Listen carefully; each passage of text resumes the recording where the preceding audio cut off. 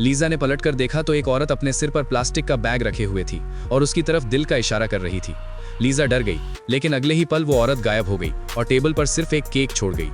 Lisa को एहसास हुआ कि ये उस केक से जुड़ा होगा। कल रात ही उसके बॉयफ्रेंड ने एक चॉकलेट केक निकाला। उसने लीजा से उसे खाने के लिए कहा, लेकिन उसने खुद एक निवाला भी नहीं खाया।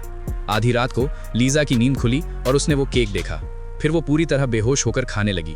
उसके बाद लीजा पूरी रात सोई नहीं। पेन पकड़े हुए कागज पर यूं ही कुछ बनाती रही, जब तक कि उसके बॉयफ्रेंड ने उसे नमस्ते नहीं किया।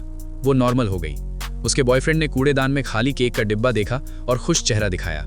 उसने तुरंत लीजा को बताया कि वो आज बाहर जा रहा है और उसे घर पर रहने, इधर उधर न घूमने की सलाह दी। जैसे ही वो गया, लीजा दरवाजे से बाहर चली गई।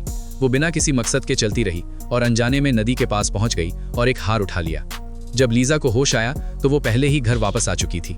उसे याद नहीं था कि वो वापस कैसे आई। बोर होकर लीजा ने दोस्तों को चैट करने के लिए कॉल करना शुरू कर दिया। अचानक खिड़की के पास से एक परछाई गुजरी तो लीजा ने देखने के लिए दूरबीन उठाई। उसने एक डरावना सीन देखा। जब उसने दोबारा देखा तो सब कुछ नॉर्मल हो गया था। उसे लगा कि वो कुछ देख रही है, लेकिन एक के बाद एक अजीब चीजें होती रहीं।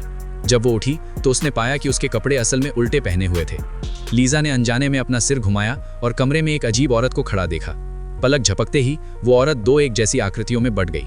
लीजा को एहसास हुआ कि उसका दिमाग बिल्कुल साफ नहीं है, लेकिन जब उसने मुड़कर देखा तो वो औरत अचानक लीजा के ठीक सामने आ गई। वीडियो पसंद आए तो लाइक और सब्सक्राइब करें। मिलते हैं अगले वीडियो में।